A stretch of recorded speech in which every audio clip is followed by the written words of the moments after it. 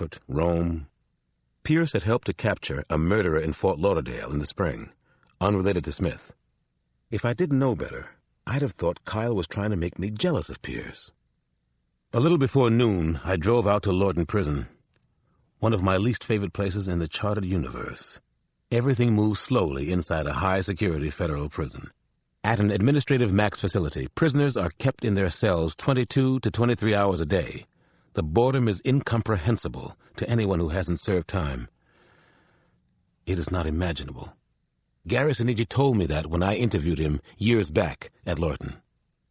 He also thanked me for giving him the experience of being in prison, and he said that one day he would reciprocate if he possibly could. More and more, I had the sense that my time had come, and I had to guess what the excruciating payback might be. I could almost feel myself drowning as I paced inside a small administrative room near the warden's office on the 5th floor at Lorton.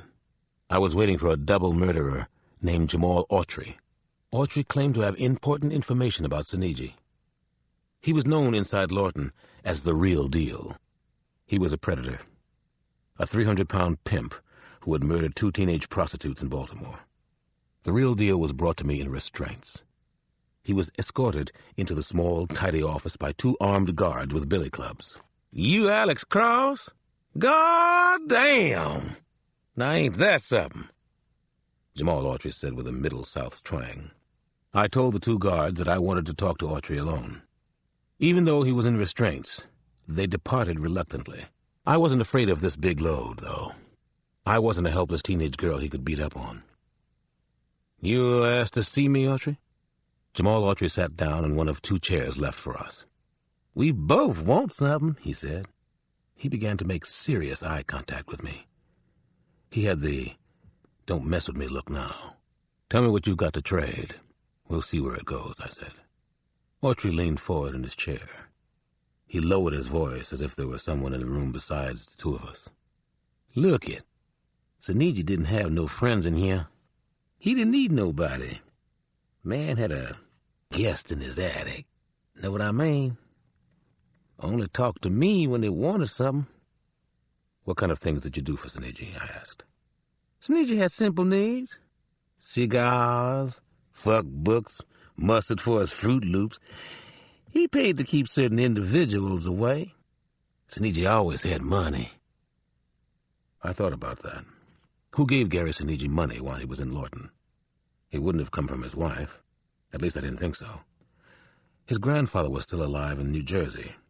Maybe the money had come from his grandfather. He only had one friend that I knew of, but that had been way back when he was a teenager. Jamal Autry continued his big-mouth spiel. "Check it out, man. Protection Gary brought for me was good. The best. Best anybody could do in here." "I'm not sure I follow you," I said. "Spell it out for me, Jamal. I want all the details." "You can protect some of the people some of the time. That's all it is. There was another prisoner in here named, Sharif Thomas. Real crazy nigga. Originally from New York City. Ran with, 2 other crazy niggas, Goofy and Coco Loco. Sharif's out now. But when he is inside, Sharif did whatever the hell he wanted. Only way you control Sharif, you cap him twice. Just to make sure." Autry was getting interesting. He definitely had something to trade. "What was Gary Sinigi's connection with Sharif?" I asked. "Sinigi tried to cap Sharif. Paid the money. But Sharif was smart. Sharif was lucky, too." "Why did Sinigi want to kill Sharif Thomas?" Autry stared at me with his cold eyes. "We have a deal, right? I get privileges for this." "You have my full attention, Jamal. I'm here. I'm listening to you. Tell me what happened between Sharif Thomas and Sinigi." "Sinigi wanted to kill Sharif because Sharif was fucking him. Not just one time, either. He wanted Gary to know he was the man. He was the man, even crazier than Sinigi in here." I shook my head and leaned forward to listen. He had my attention, but something wasn't tracking for me. Gary was separated from the prison population. Maximum security. How the hell did Thomas get to him? "God damn, I told you!" Things get done in here. Things always get done. Don't be fooled by what you hear outside, man. That's the way it is. The way it's always been. I stared into Autry's eyes. So you took Siniji's money for protection. And Sharif got to him anyway. There's more, isn't there? There's more, yeah. Sharif gave Gary Siniji the fever. Siniji has the bug, man. He's dying. Your old friend Gary Siniji is dying. The news hit me like a sucker punch. Jamal Autry had just made some sense of everything Siniji has done so far. Siniji has the fever. He has AIDS. Gary Siniji is dying. He has nothing to lose anymore. I shook my head. I don't believe you, Autry. Why the hell should I? Said. He looked offended, which was part of his act. Believe what you want. But you ought to believe. Gary got the message to me in here. Gary contacted me this week, 2 days ago. Gary let me know he has the fever. Why? Why would he tell you he's dying? Siniji said you'd come in here asking questions. He knew you were coming. He knows you, man. Better than you know him. Siniji wanted me to give you the message personally. Jamal Autry smiled, his crooked smile again. What do you say now, Dr. Cross? You get what you come here for? I had what I needed, all right. Gary Siniji was dying. He wanted me to follow him into hell. He was on a rampage with nothing to lose, nothing to fear from anyone. When I got home from Lorton Prison, I called Christine Johnson. I held my breath as I asked her to dinner at Georgia Brown's on McPherson Square. She surprised me. She said yes. Still on pins and needles, but kind of liking the feeling, I showed up at her place with a single red rose. Christine smiled beautifully, took the rose and put it in water, as if it were an expensive arrangement. She looked stunning again. We talked about our respective days on the drive to the restaurant. I liked her day a lot better than mine. We were hungry. Christine ordered Carolina shrimp and grits. I got the Carolina purlau, red rice, thick chunks of duck, shrimp, and sausage. No one has given me a rose in a long time, she told me. I love that you thought to do that. You're being too nice to me tonight, I said, as we started to eat. She tilted her head to one side and looked at me from an odd angle. Why do you say that I'm being too nice? Well, you can tell I'm not exactly the best company tonight. It's what you're afraid of, isn't it? That I can't turn off my job. She took a sip of wine, shook her head. Finally she smiled, and the smile was so down to earth. You're so honest, but you have a good sense of humor about it. Actually, I hadn't noticed that you weren't operating at 110%. I've been distant and into myself all night, I said. The kids say I get twilight zoned. She laughed and rolled her eyes. Stop it. Stop it. You are the least into yourself man I think I have ever met. I'm having a very nice time here. I was planning on a bowl of sugar pops for my dinner at home. I looked into her eyes, and I wanted to stay right there for a very long time, at least until Georgia Brown's asked us to leave. What happened? What changed, I asked. I stopped being afraid, she said. Well, almost stopped. But I'm getting there. Maybe we both are. I was afraid, too. I drove Christine home from Georgia Brown's around midnight. I walked Christine to her front door, and I could hardly breathe, again. She had her house key clasped in her hand. Suddenly, Christine put her arms around me. I have to find something out, she said. Christine kissed me, just as we had a few days before. We kissed sweetly at first, then harder. Her lips were soft and moist against mine, then firmer, more urgent. I could feel her breast pressed against me, then her stomach, her strong legs. She opened her eyes and looked at me, and she smiled. I loved that natural smile. She gently pulled herself away from me. I felt the separation, and I didn't want her to go. I sensed. I knew I should leave it at that. Christine opened the front door and slowly backed inside. I didn't want her to go in just yet. I wanted to know what she was thinking, all her thoughts. The first kiss wasn't an accident, she whispered.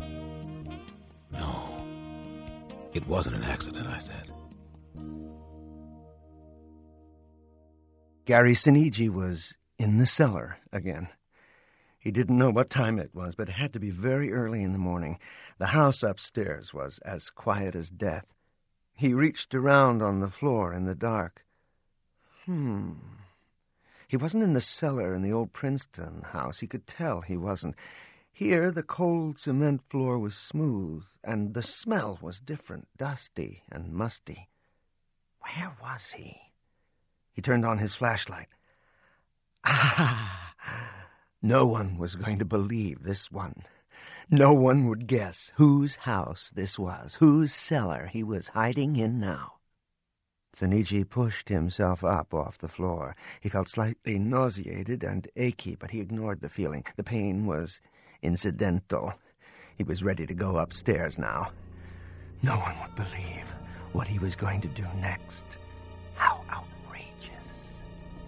He was several steps ahead of everybody else.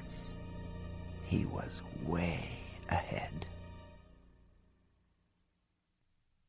Sinigi entered the living room and saw the correct time on the Sony television's digital clock. It was 3:24 in the morning.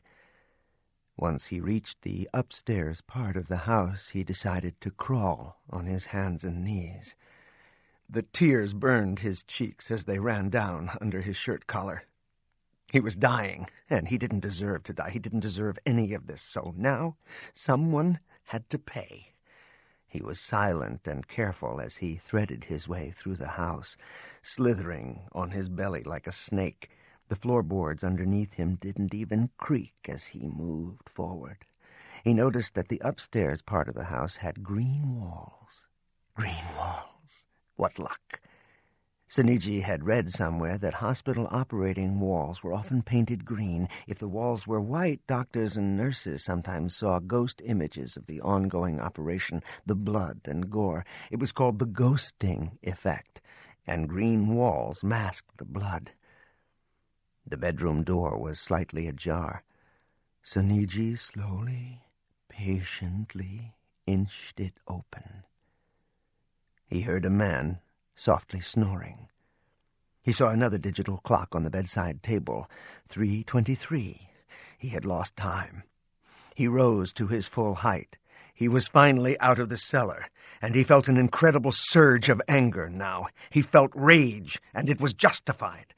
Gary Sinigi angrily sprang forward at the figure in bed. He clasped the metal pipe tightly in both his hands. He raised it like an axe. He swung the pipe down as hard as he could. Detective Goldman, so nice to meet you. The next morning I found myself hurrying back to New York. The FBI provided me with a helicopter. Kyle Craig was a good friend, but he was also working his tricks on me. Kyle was hoping that I would eventually get involved in the Mr. Smith case, that I would meet Agent Thomas Pierce. I knew that I wouldn't, not for now anyway, maybe not ever. I had to meet Gary Sinigi again first. I arrived before 8:30 a.m. at the busy New York City heliport in the East 20s. Detective Carmine Groza was there to meet me, and we got into his unmarked Mercury Marquis. We sped up the FDR Drive to the exit for the Major Deegan. The latest homicide scene was up in Riverdale. Detective Groza talked nervously as he drove the Deegan. His chattering reminded me of an old line I tried to live by. Never miss a good chance to shut up. I listened to the detective's idle chit-chat until I felt he had talked himself out. He seemed a different man from the one I met earlier in the week, at Penn Station when he was partnered with Manning Goldman. "Are you okay?" I finally asked him. I had never lost a partner, but I had come close with Sampson. I have counseled detectives who have lost partners, and it's never an easy thing. I didn't really like Manning Goldman, Groza admitted, but I respected the things he did as a detective. No one should die the way he did. No one should die like that, I agreed. We finally turned off the crowded Deegan Expressway and got onto an even busier, much noisier Broadway. Detective Groza was clearly shook up that morning. I didn't show it, but so was I. Gary Sinigi was showing us how easy it was for him to